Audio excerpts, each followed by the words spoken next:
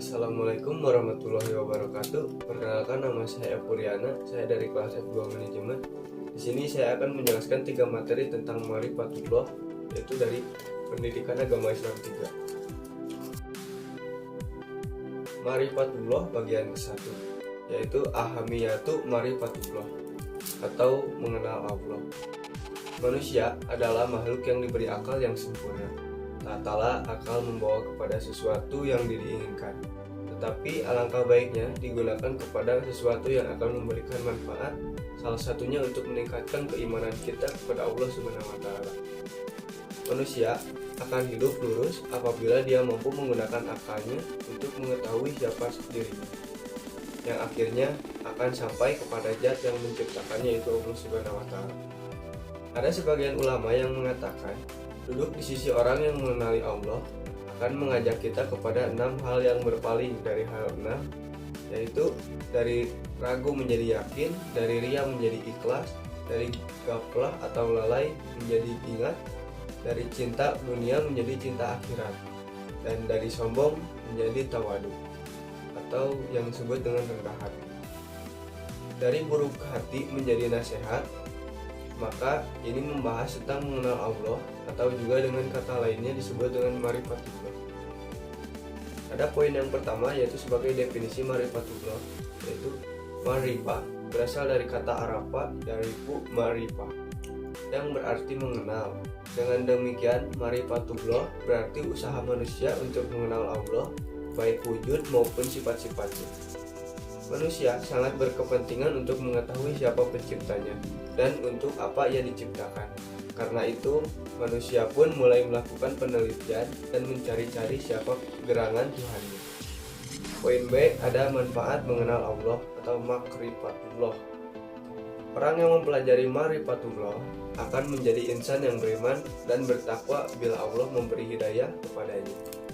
Dan bagi muslim yang mempelajarinya, insya Allah akan menaikkan keimanan dan ketakwaan, atau yang bisa disebut dengan raf'ul iman wa taqwa. Sebagai balasan atas keimanan dan ketakwaan mereka, Allah Subhanahu wa Ta'ala menjanjikan kebaikan-kebaikan bagi mereka. Di antaranya yaitu ada al-khalifah, yang kedua ada takminuddin, yang ketiga al-amnu, yang keempat al-amnu, yang kelima al-hayatun thayyibah, yang keenam ada al-jannah atau surga.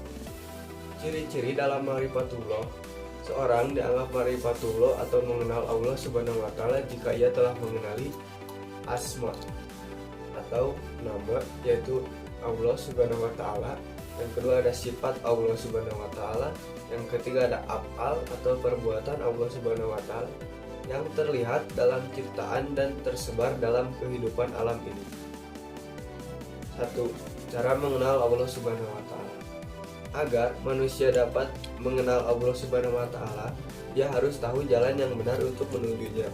Karena bila jalannya salah, bisa jadi ia akan tersasar. Orang yang benar jalannya hingga ia sampai pada tujuan yang sebenarnya, ia menjadi orang yang ma'rifah dan semakin yakin serta membenarkan keimanannya. Yang kedua yaitu jalan penghalang dan Ma'rifatullah. Ada beberapa hal yang menghalangi seseorang mengenal Allah, diantaranya yaitu al-kubru, yaitu sombong, al-julmu, jolim, al-kazibu, dusta, al-fusuku, yaitu fasik.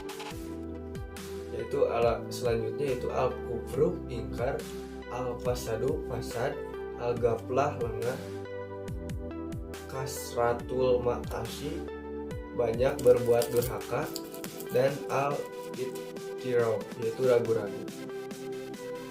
Ma'rifatullah bagian kedua, at-thoriq ila Ma'rifatullah. Cara menuju Ma'rifatullah melalui ayat-ayat Allah Subhanahu wa Ta'ala, yaitu 1.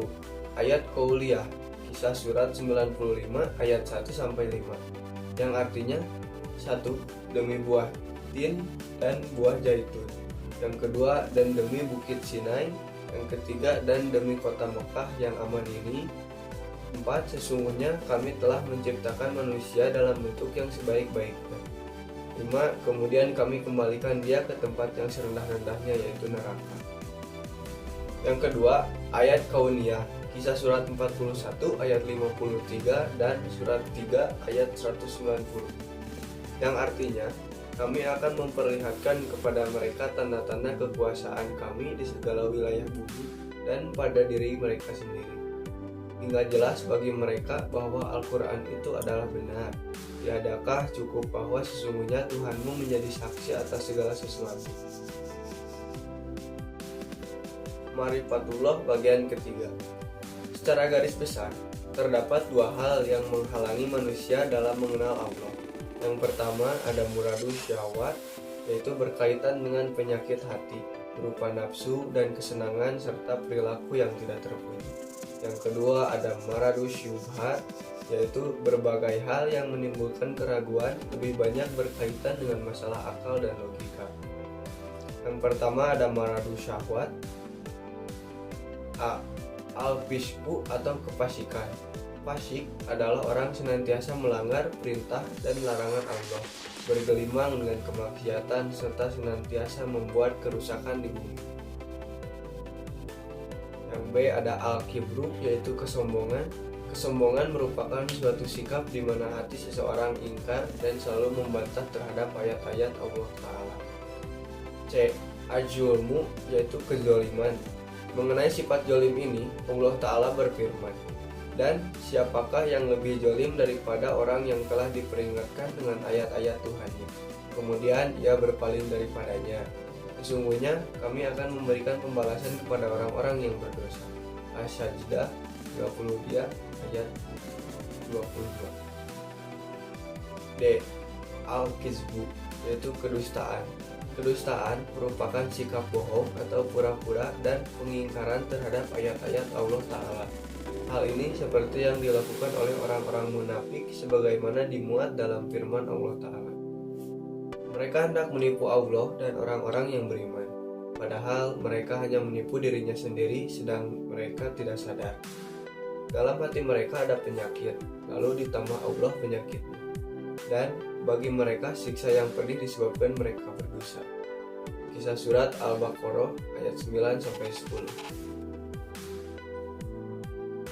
Selanjutnya ada muradu asyubah.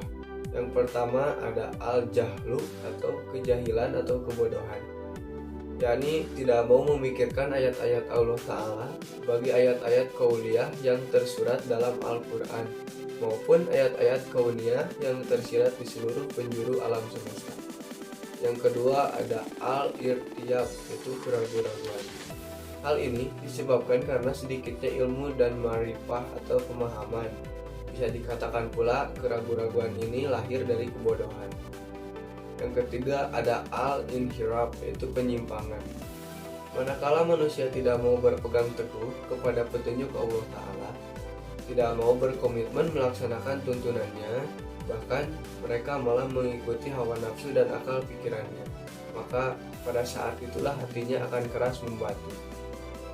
Yang keempat ada al-ghaflah, yaitu kelalaian.